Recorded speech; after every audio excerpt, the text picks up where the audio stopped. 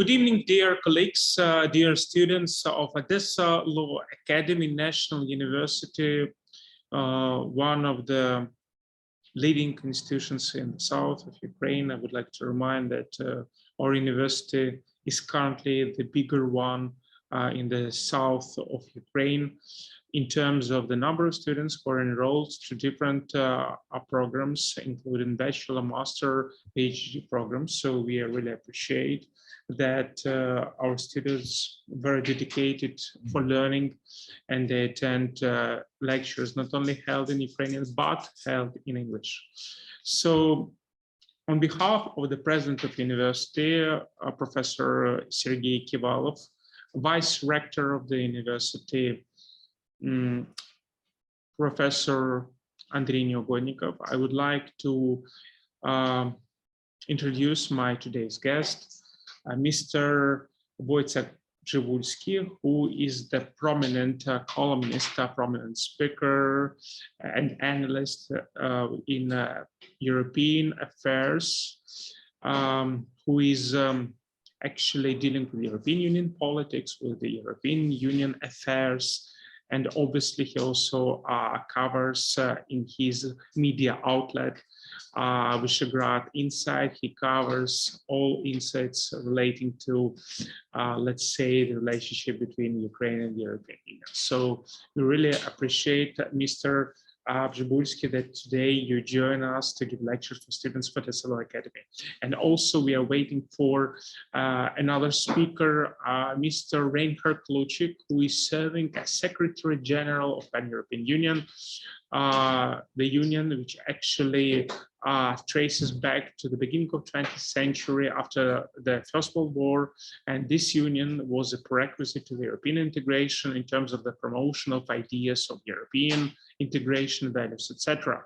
The idea of common market including. So I hope that everyone will enjoy these two lectures given by Mr. Przybylski and Mr. Kloucek. So now I would like to give a floor to Mr. Przybylski. Mr. Przybylski, the floor is yours, please. Could you just tell me how much time do we have? Because I must have... You have about 30 minutes and let's say 10 minutes for the questions. Okay. And the topic of discussion is the future of European Union, right? Yes, yes. May I upload the presentation?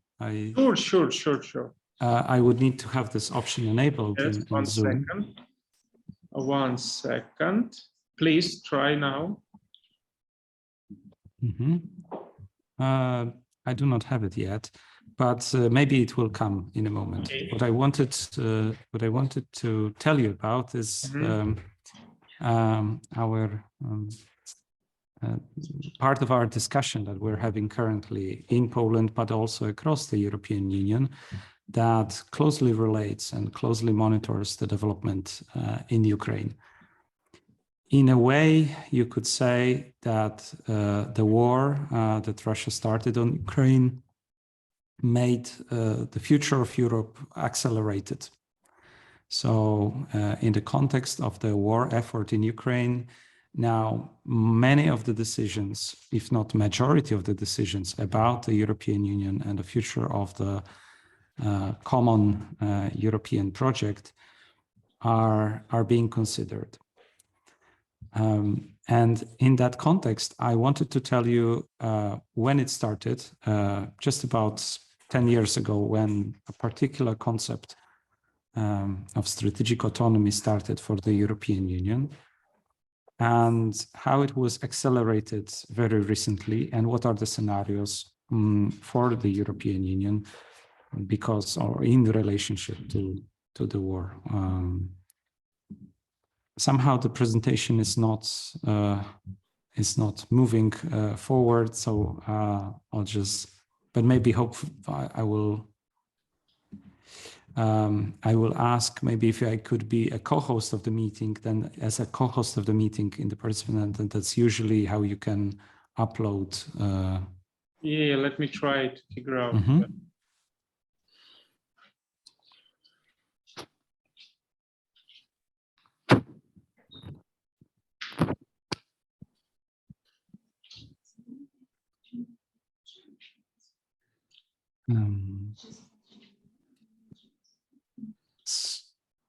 Okay. Okay, would you be kind to proceed, and I will try Yes. to figure out, because the thing is that while I'm recording, I can't make you an organizer Or a co-host. or the I see. program will slow down. Mr. Okay. Kloucek joined us. Mr. Kloucek, thank you very much. So, Mr. Przybylski, please continue, and we will try to figure out. Okay. Okay. So what I would like to refer to, and first and foremost tell you about in the context of the future of Europe, is a bit of a Europe's past. It's a banal statement to say, that there is no future without the past. And so the context of the European Union trajectory is very much linked to the developments of the past years. Please try now, Mr. Przybylski. Okay, let me try. Yes, I can do it. Thank you very much. Fine. Thank you. So I'll be uploading the presentation, and I'll be happy now to make it available for all of you. So hopefully it'll go up in a second.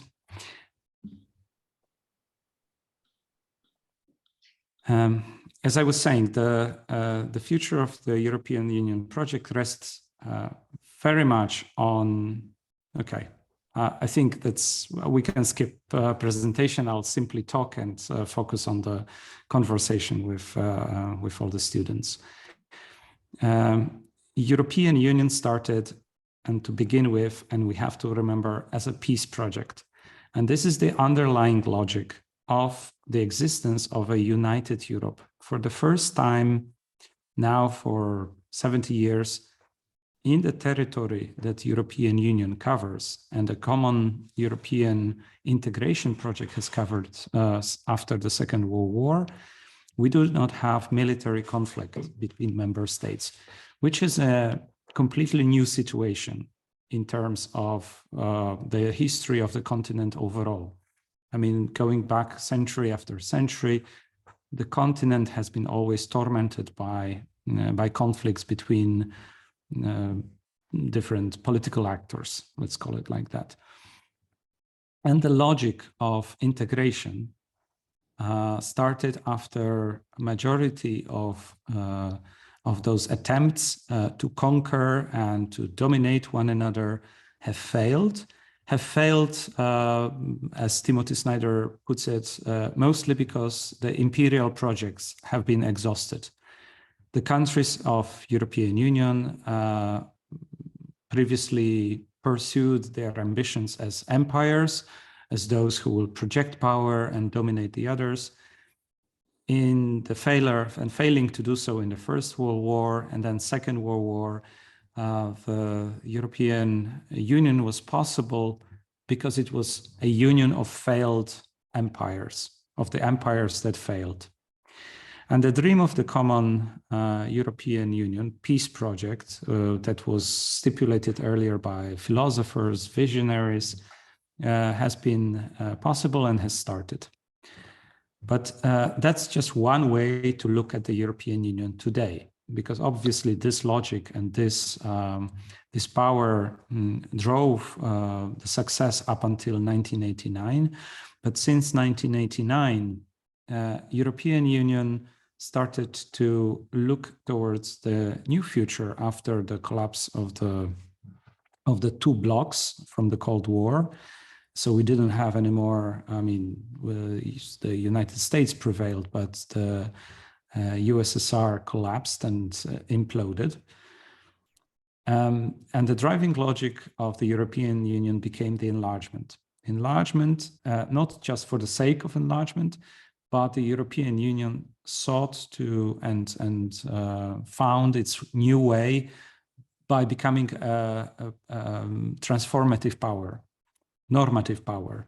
So it would establish certain values as the cornerstones of the political process in the continent, with the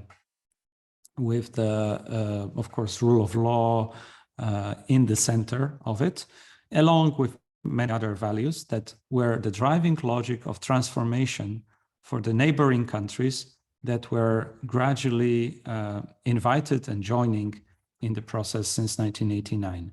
This was the second, let's say, logic, and still continues to be an important logic of what the European Union has been. Because of this transformative power, countries like Poland, Hungary, Czech Republic, a bit later also Slovakia, were jumping on board of very painful reforms after communism in terms of the economy, in terms of the also social costs, of how the countries needed to adapt in order to meet the criteria of enlargement, to enter the single market, to regulate their coexistence within the European member states arena. Some countries were driven primarily by security concern. That is Poland. Poland joined EU as primarily considering EU as a soft add-on to NATO. Poland joined NATO in 1987 and then 1999, and then followed by accession in the enlargement process in 2004. But some countries like Czech Republic or Hungary did not consider EU as a security element of their security. They primarily considered EU as the open market, single market, and saw in the enlargement an opportunity which was there to converge, to upgrade their living standards and prosperity to generally much higher standard across the rest of the EU. Now, what we have seen in the making, in this process, and probably only a couple of years after this enlargement took place, is that the European Union started to look like also a foreign policy actor.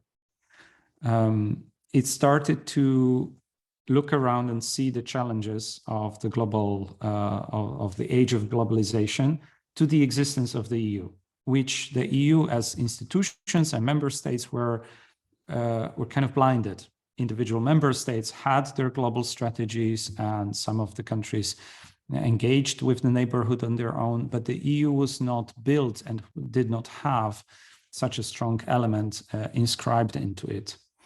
So first around 2008 and 2009, when Russia was cutting off gas supplies in the standoff with Ukraine, the countries of the European Union, especially Central Eastern European countries, were coordinating their efforts and having EU pressure Russia and also respond in policies that would build a bit more independent or interdependent, interconnected energy security system. These were so-called energy packages that gradually evolved and upgraded up until today we see in the Green Deal, in the European Green Deal. On the other hand, we had examples of the developments in which European Union started, you would say, to act. Well, it did provide assistance to the Eastern Partnership countries and later to Western Balkan countries, programming its relationship with the neighborhood. Probably also not expecting any enlargement to take place anytime soon. So a certain notion of neighborhood has developed, and the policies that were increasing economic integration, but keeping the political integration at bay and calling it just political association were in place. And part of that story comes at the heart of what happened, of course, in Ukraine in 2014, first with the with betrayal of the promise of this, even fulfilling this criteria by President Yanukovych, social protests, the Euromaidan, and the tragic events on the streets of Kiev, that later also followed with the Russian invasion, that woke up the awareness in the EU about the challenges in its immediate neighborhood. Not all of the EU and not in all of the countries, but generally these were hard to ignore. Part of the response were natural responses by France and also Germany, which stepped out of the EU framework and did bilateral agreements for ceasefire, as you remember, that were less than perfect, much less than perfect, merely a ceasefire that was buying time for Russia to prepare for yet another assault. In addition to that, countries were building, like Germany in particular, were building relations to Russia as if ignoring the process that started, that already has been manifested around that time. Nord Stream 1, Nord Stream 2 were essentially Russia's leverages of influence on the EU as a whole through disunity, through breaking apart the European unity. But what happened around that time also, stepping away from Ukraine example, was Brexit. As you remember, Britain voted to leave the EU. It was on a long-term trajectory to do so for a number of years, building up this, the exclusivity position within the EU.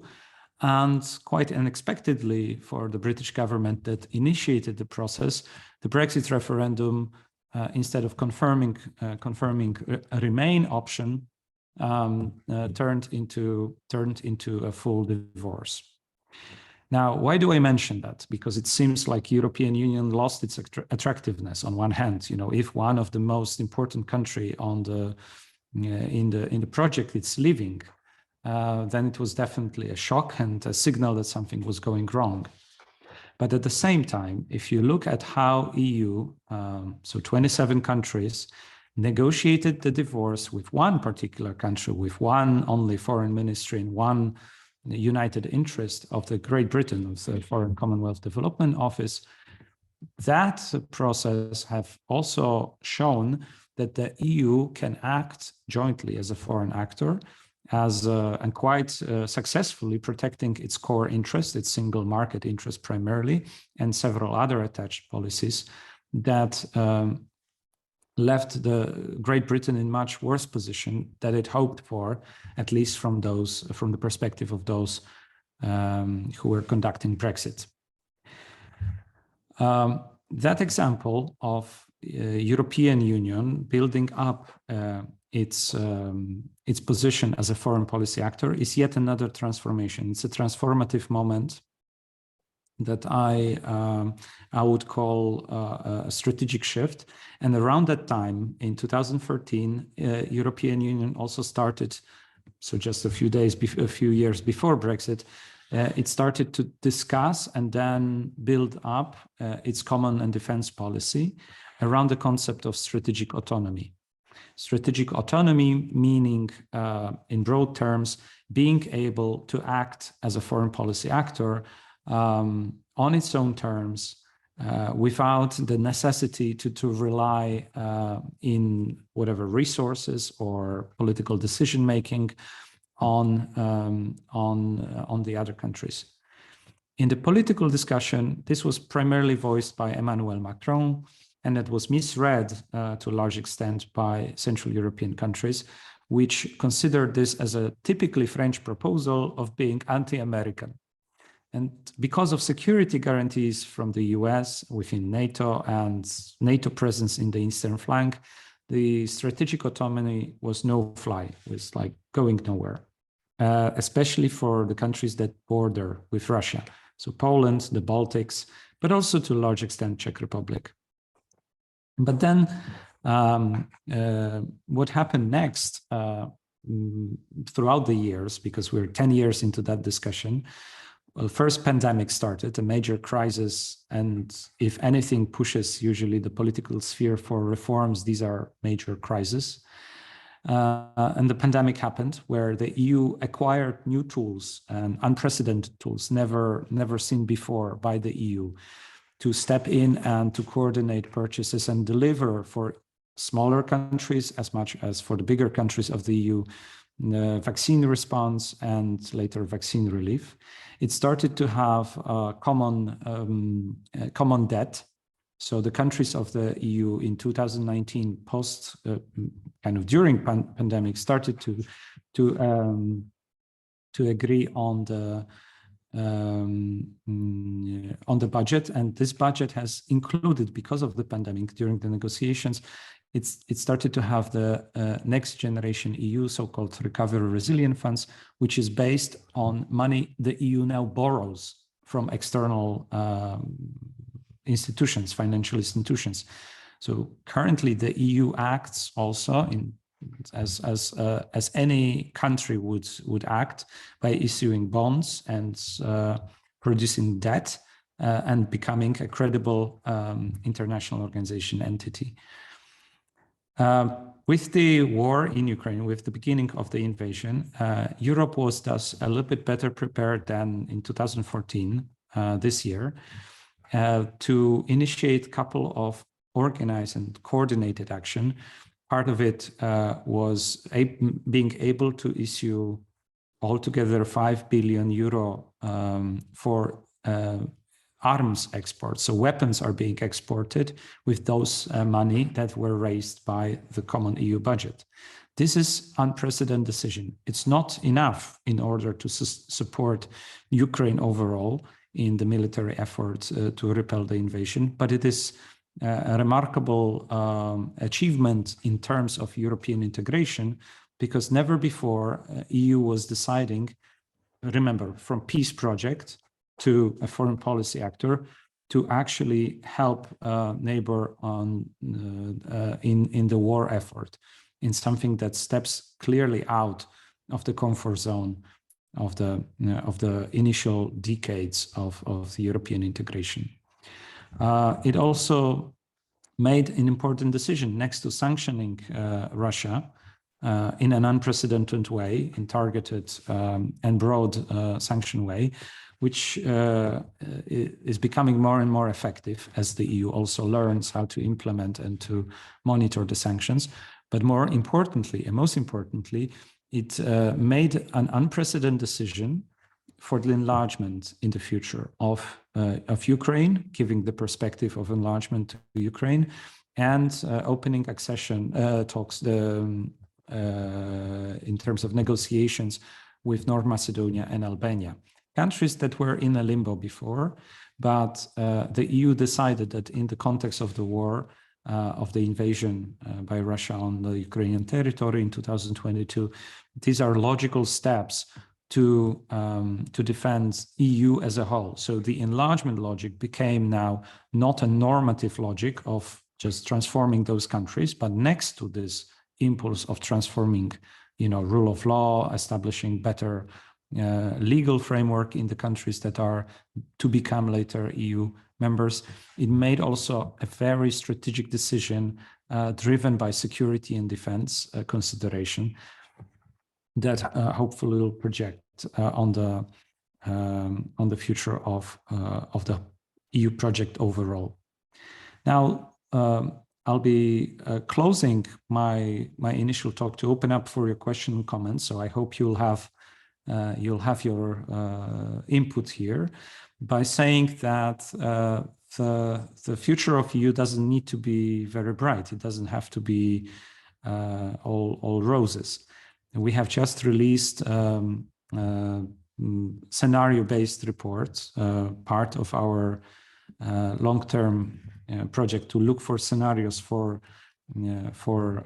Europe, and with voices from Central Europe that actually explain, and I'll maybe send it here in the chat as a link. You can look it up. as students, if you wanted to download it, you can subscribe free of charge. Just choose this student NGO option, and there is no credit card or no payment needed for you then. This report, and as it explains the trajectories for EU, is built on 4 scenarios. On one hand, what may happen with the future of EU is that the countries that currently are most supportive to Ukraine and will continue support Ukraine war effort, and they are located east-north mostly of Central Europe, so eastern flank, maybe perhaps without participation of Hungary in that context, would not accept, in the case of a potential ceasefire, would not accept a negotiated ceasefire unless Ukraine wants it. And should it happen, should such a proposal arise from Russia, it is highly probable that some countries in the west of Europe would actually support a ceasefire. Such a break in the European unity may actually derail ambitions of the European Union to build more integrated position, more autonomous position in the future. So that's scenario number 1. Scenario number 2 is quite of a different logic, actually opposite logic.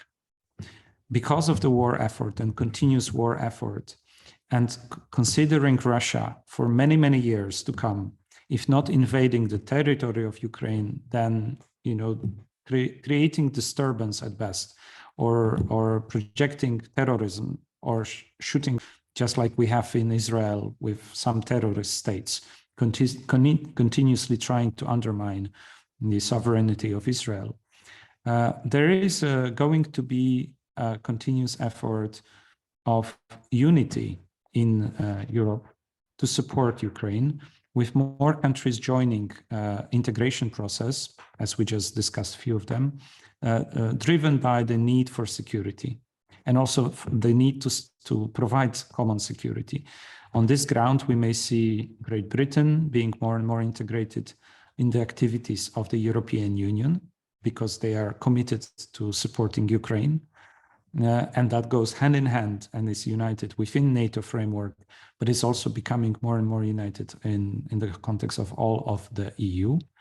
And you have a number of countries that are considering fast-tracking their further integration in the Eurozone, but also in the enlargement.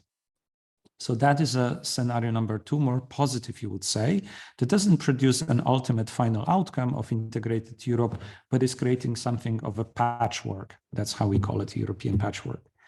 There is a third scenario for the Europe, which comes with a bit of a degree of difficulty, let's say, especially seen from the electoral process. In many countries, the economic troubles, post-pandemic troubles, and the continuous war support from the countries and increased defense spending may be creating a lot of tensions, or is expected to create a lot of tensions that will project or impact elections in Europe, 2024, general elections, and in national elections.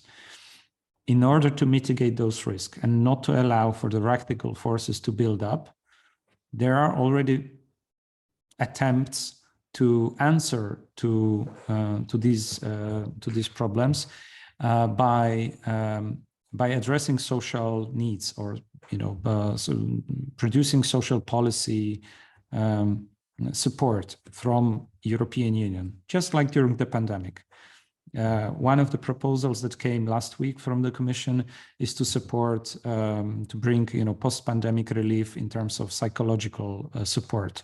Many people have experienced difficult times beyond the war, of course, and that the European Union could deliver on this because member states are just too weak to do that. Such effort, such kind of new demographic deal, which also relates to, Europe getting older overall and having a lot of demographic tensions, may produce a situation in which Europe is refocusing part of its effort from ambitious integration and enlargement to more building social peace on the continent. in order to sustain support for Ukraine.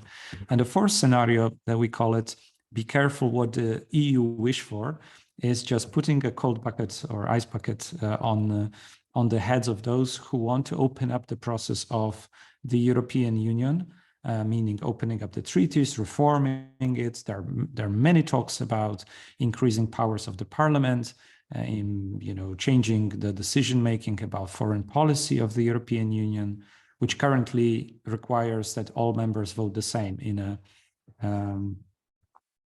the final decision. These are the calls, for instance, by Olaf Scholz, but not only, hoping to make European Union indeed more autonomous.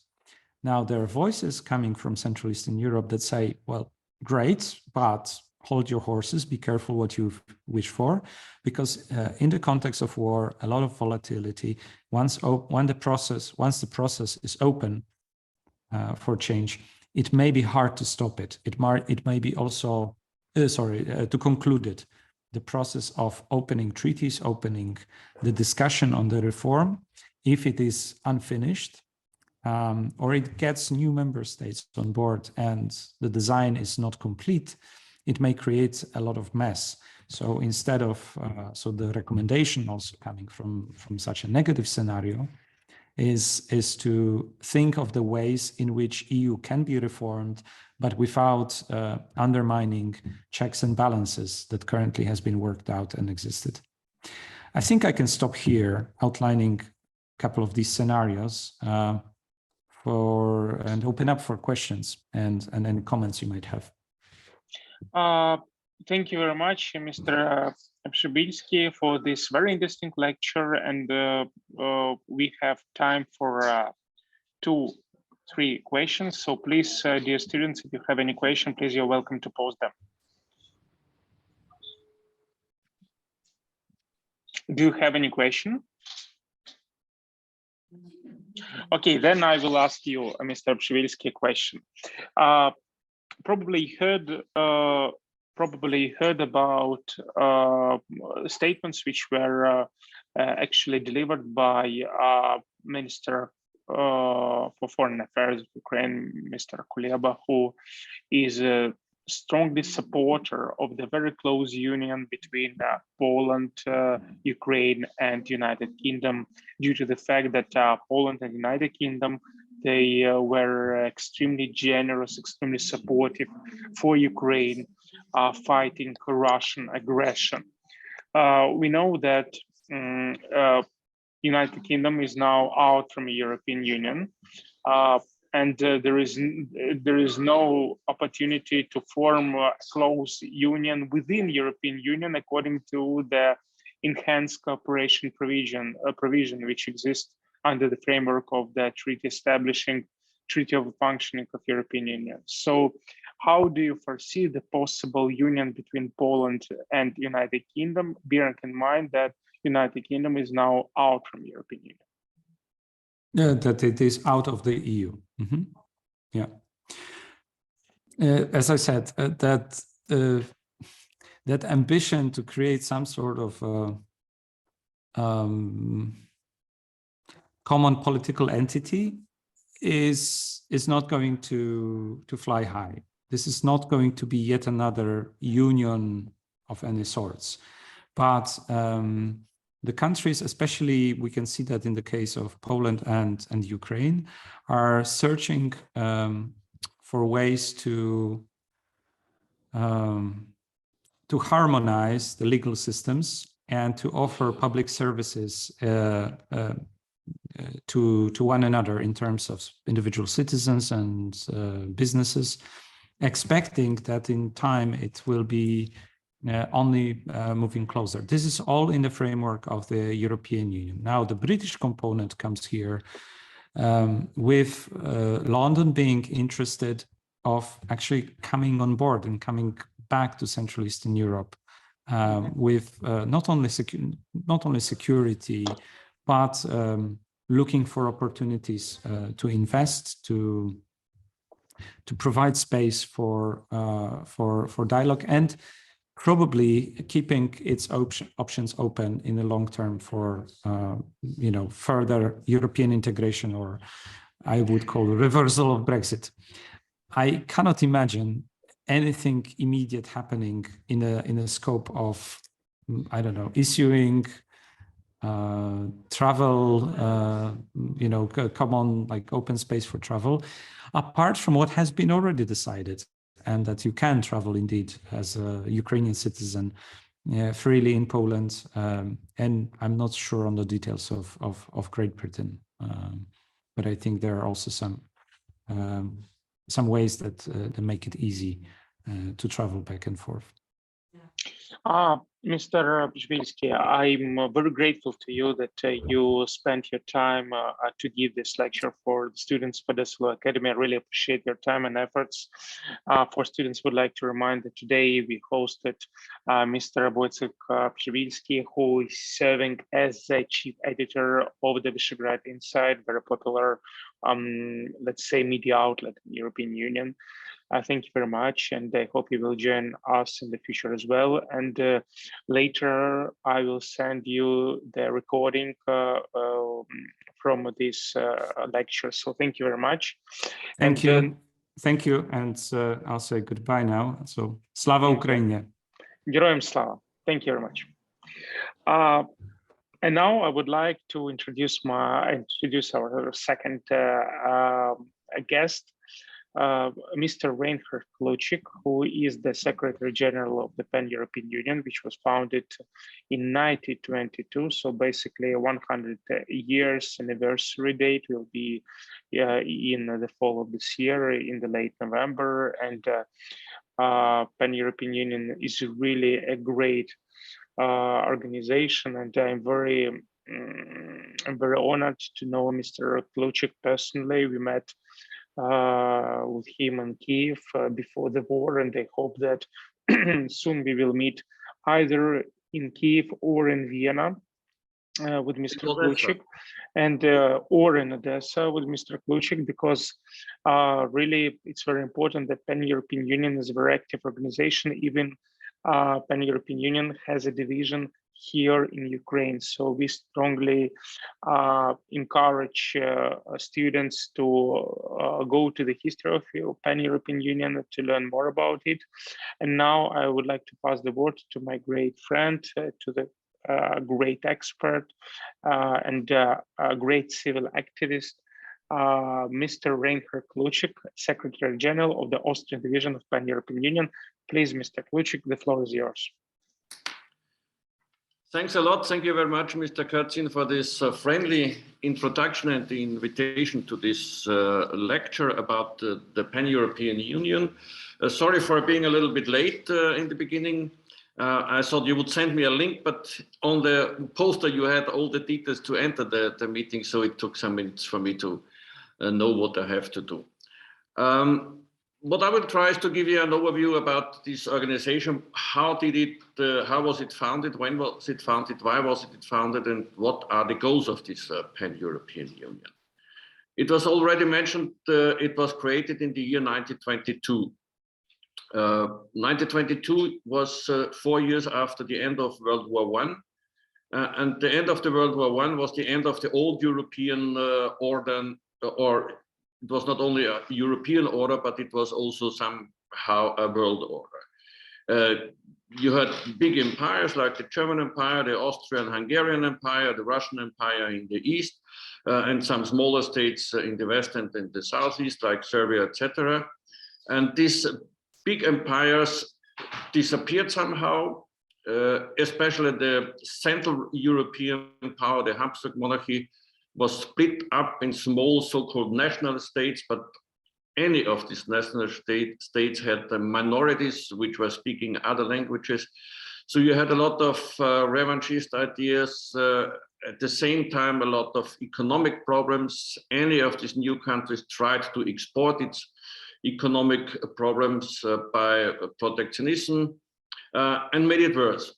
And at that time, this young gentleman, Rainchard Kloucek, who, by the way, was born in Japan. His mother was a Japanese. His father was a diplomat serving on the in Japan for the Austrian-Hungarian Empire.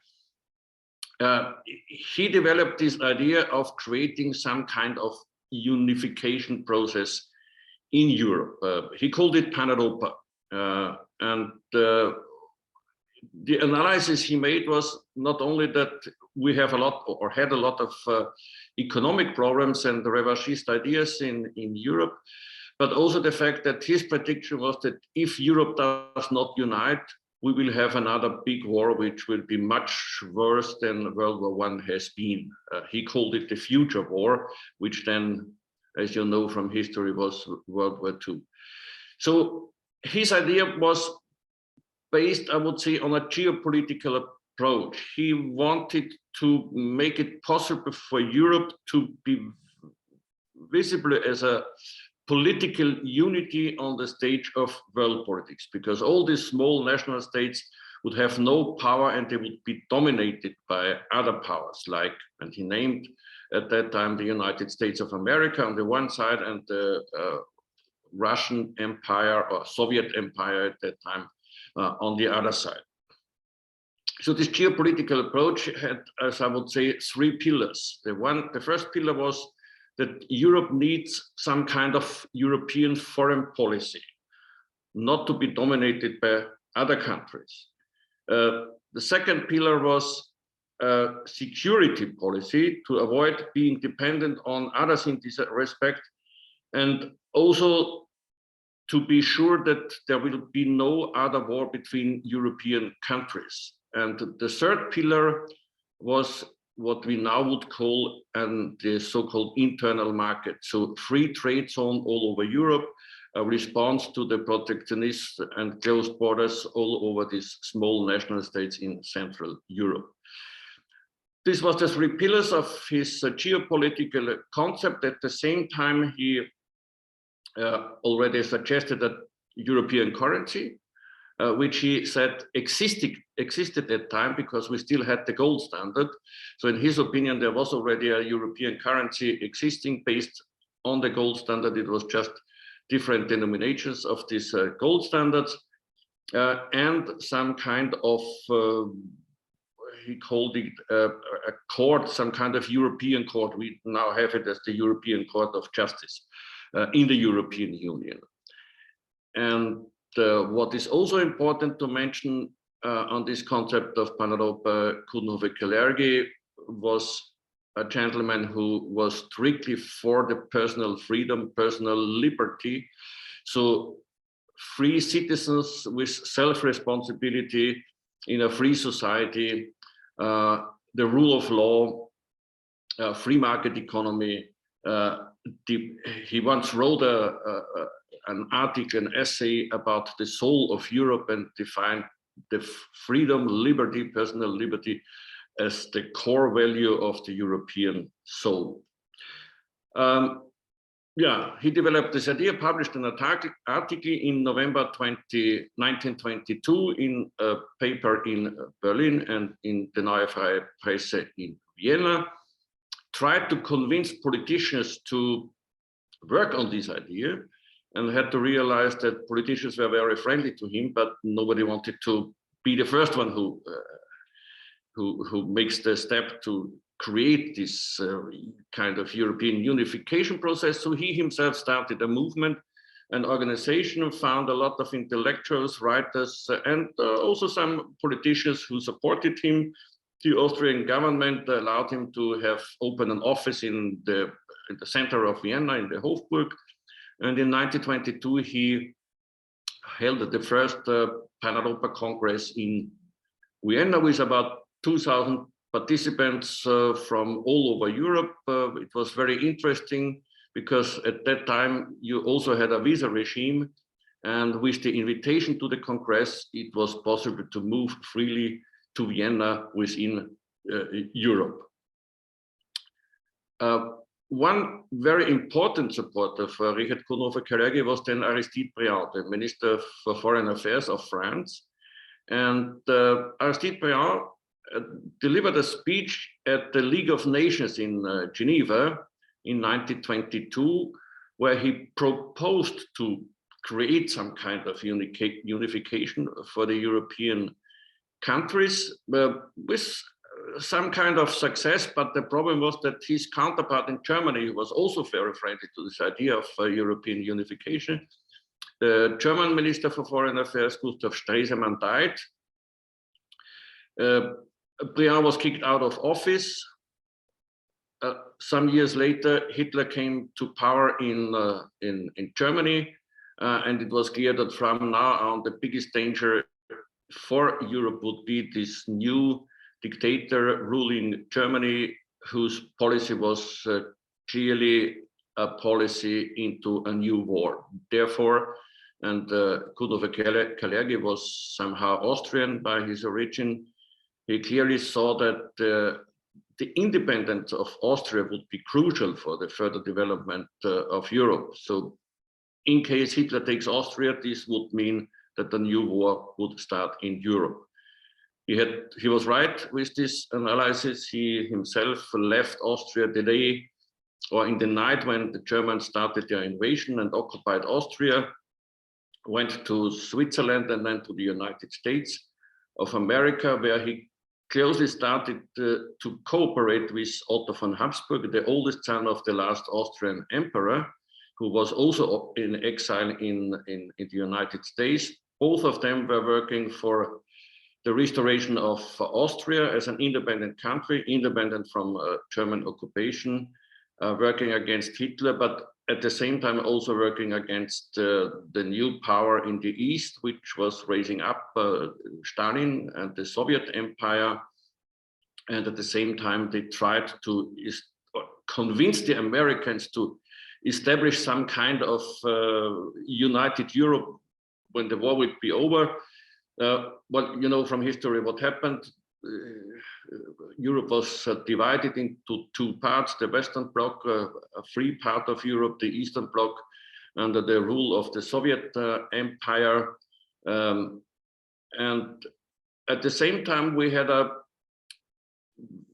how to say that, there were many people who were very positive on this idea of European unification.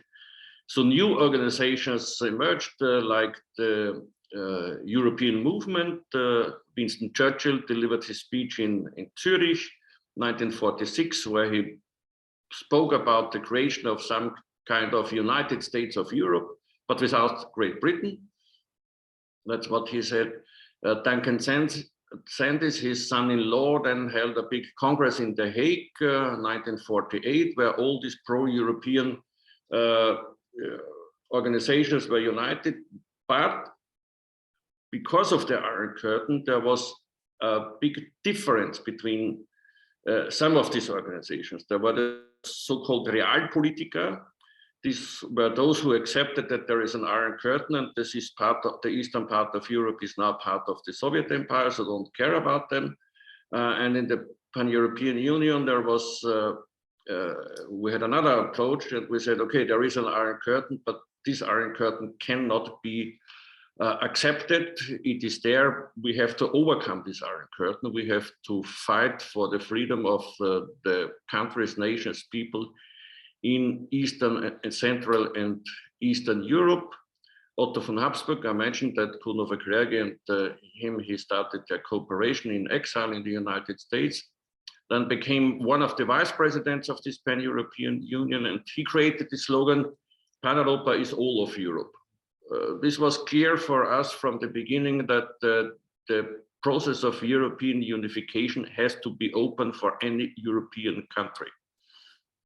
We do not want to exclude a country, and therefore it was also clear that we have to overcome this Iron Curtain to make sure that any European country could join this process of unification. Otto von Habsburg was then elected member of the European Parliament in 1979. Where he started a lot of initiatives also to support these countries behind the Iron Curtain. One was just a symbolic act. This was the so-called empty chair initiative.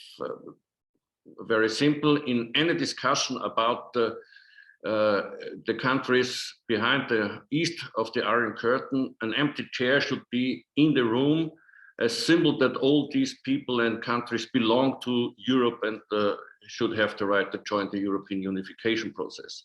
Another one was, for example, the so-called Baltic Report. This was a report about the Baltic states and the dictatorship of communist rulers in Moscow against these countries. Another one was an initiative towards Yugoslavia, inviting dissidents to come and to report in the European Parliament about the situation there. Of course, as Otto von Habsburg came from the Habsburg family, he had still connects to Hungary. So this was also one of the initiatives he took to visit Hungary.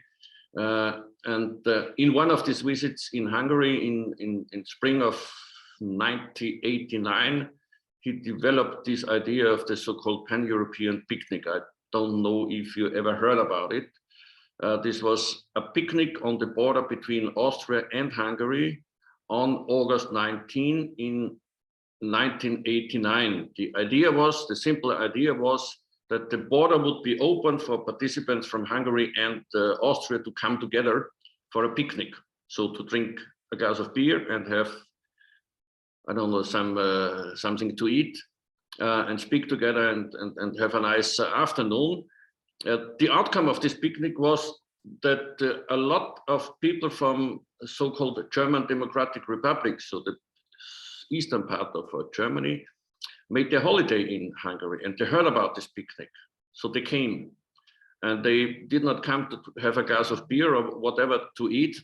Their idea was just to leave this Eastern Bloc and flee into freedom. So this was the first time when the Iron Curtain was opened. More than 600 Germans from the eastern part of Germany could flee into freedom.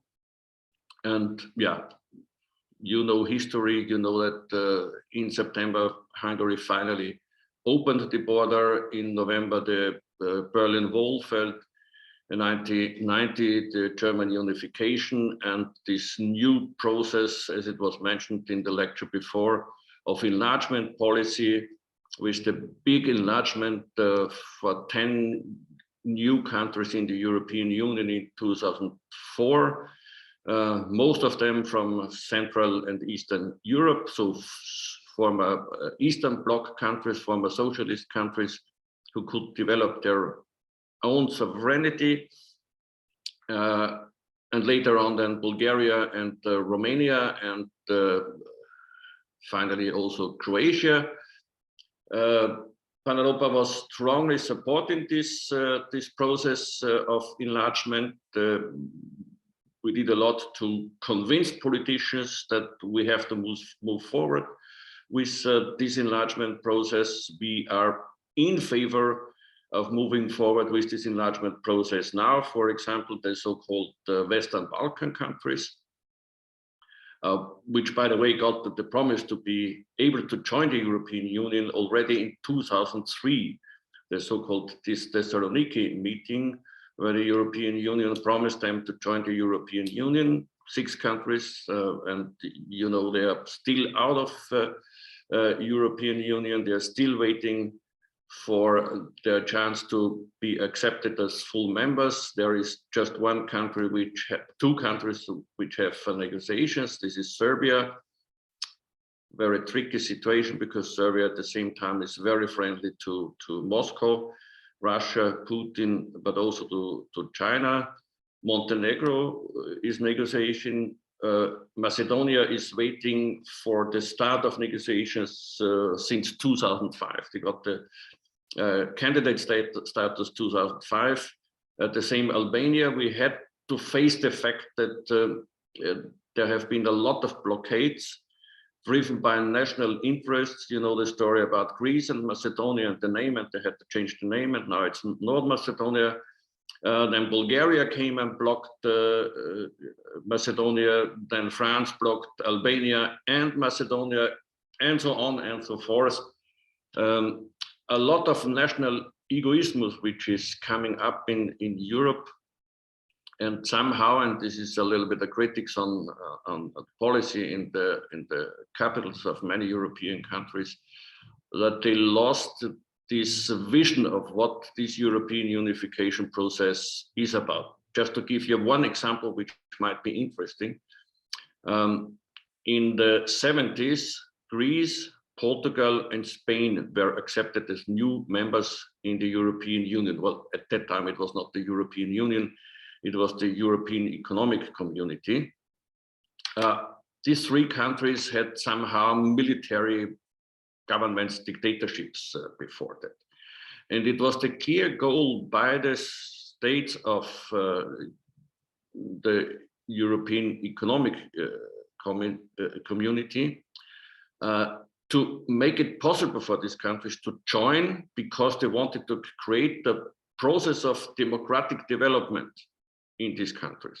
At that time, it was, for example, the European Commission, which was against new negotiations, because they said these countries are not ready, they do not fulfill democratic criteria, which was true. But the Council of the European Union said, we know about that, but it's a political process, it's a political goal which is behind it, to give them the chance to join this democratic union. And this idea is somehow lost now. When you see how it works now, it's the Commission which says all those countries fulfill criteria, so let's start negotiations, and then several countries within the Council bloc. Paneuropa has also been one of the organizations very much in favor of a EU perspective, for example, for Ukraine. We said that we have to change the so-called neighborhood policy into an accession policy. Why a neighborhood policy into an accession policy? Because neighborhood policy, by its definition, excluded the membership in the European Union.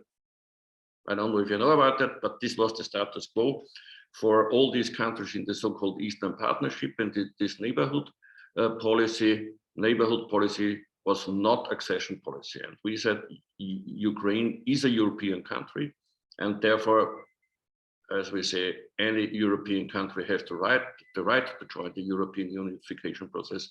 We have to change this neighborhood policy in a clear accession strategy. Finally, but I cannot see now you are lucky, because it was then a war started by Moscow, made it possible that Ukraine got this candidate status, so that somehow you are accepted in the European Union as a future member. I predict it will be a long way, because it's not so easy to become a member of the European Union. And I would like to come to an end now with this presentation. Mr. Kacin mentioned 100 years of Paneuropa. He also mentioned that there is a Paneuropa organization in Ukraine. You can find them on Facebook as Paneuropa Ukraine, but also as Paneuropa Kiev. I'm sure they will react if you send some questions to them. And we will have a big Jubilee Congress, 100 years of Paneuropa in Vienna, November 17 to 20. So if you're interested to come, maybe you have a chance to come to Austria to see what we are doing and to celebrate with us the 100th anniversary.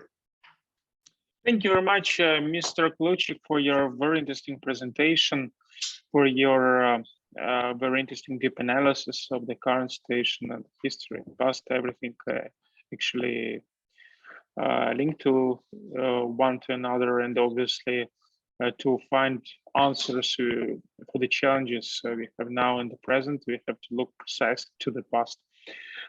Dear students, do you have any question to Mr. Kloucek? Please raise your hand if you want to ask Mr. Kloucek a question. Please raise your hand if you want to ask a question.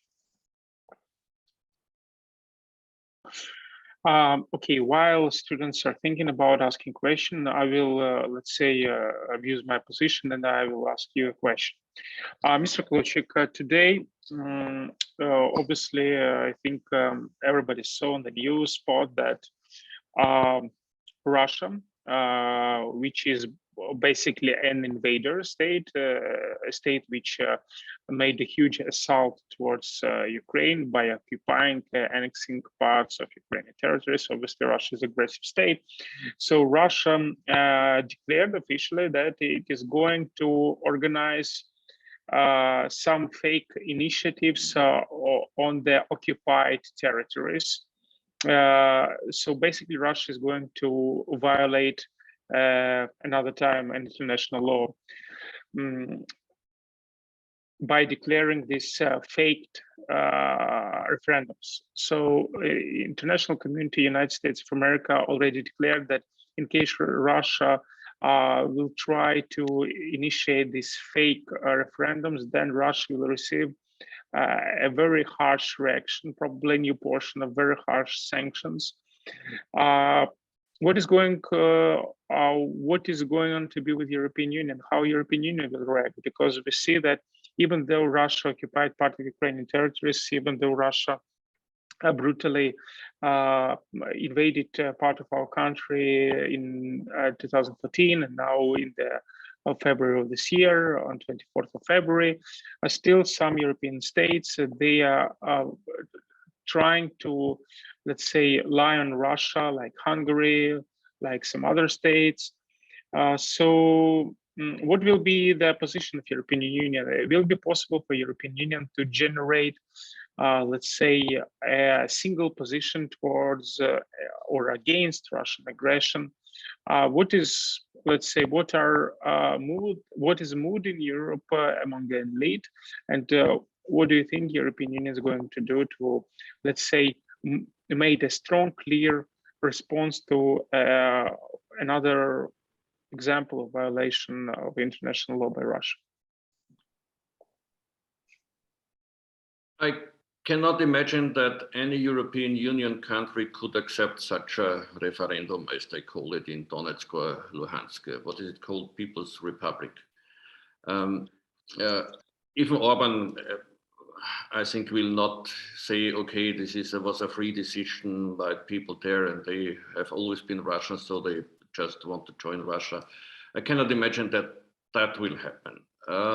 But it is a fact that you have strong political powers, especially in these so-called populist right-wing parties, but also in the very left parties in Europe, which would accept any ceasefire and which would also accept that Russia keeps some of the occupied territories. This is not, these parties are not in the governments, except Hungary. We don't know what will happen in Italy in the elections in, when is it? I think this Sunday. But all in all, the European Union will not accept such a referendum organized by these republics or organized by Moscow, whoever is finally in charge of it. The European Union has a close partnership with the United States of America. And I would say that the European Union will somehow follow the approach by the United States of America. So it could happen that new sanctions will be imposed. They are talking about new sanctions.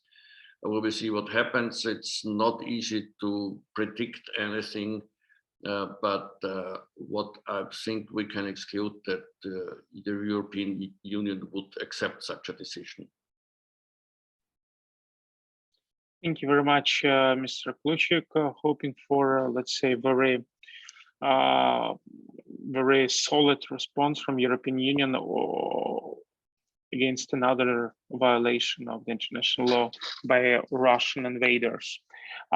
We have a question from Vladislava. Vladislava, please, you're welcome to ask a question. Please, you're welcome.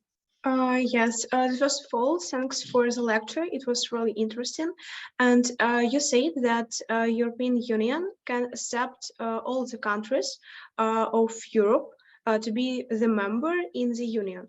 And I want to know what the country can do because of European Union can't accept joining this country to European Union, or whatever country do, it can fix it and join later. Are you talking about a certain country or in general?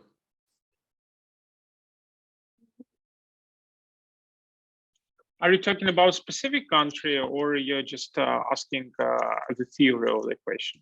No, not specific, just. Okay, just general. Just in general, what has the country to do that it has a chance to join the European Union?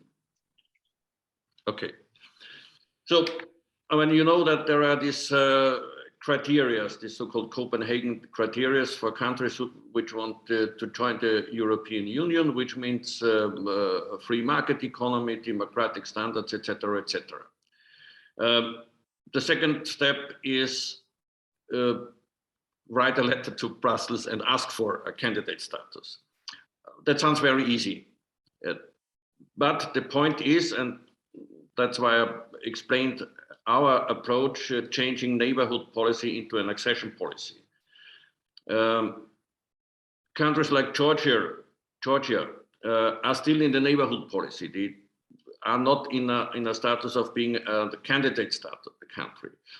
And we have to face the fact that in many European societies, there is not much information about these countries.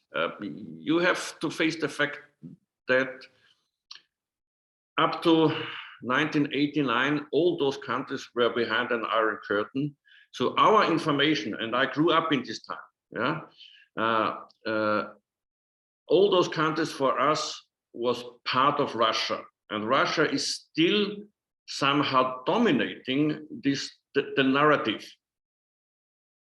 And many people believe in this Russian narrative because it was always the narrative they were believing in.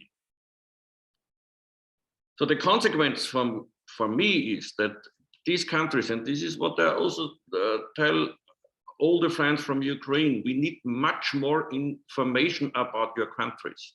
When you have a big diaspora in the whole of Europe, but be more active in explaining why you believe that Ukraine is a European country or Georgia is a European country. I mean, you don't have to convince me. I think I know why you are a European country.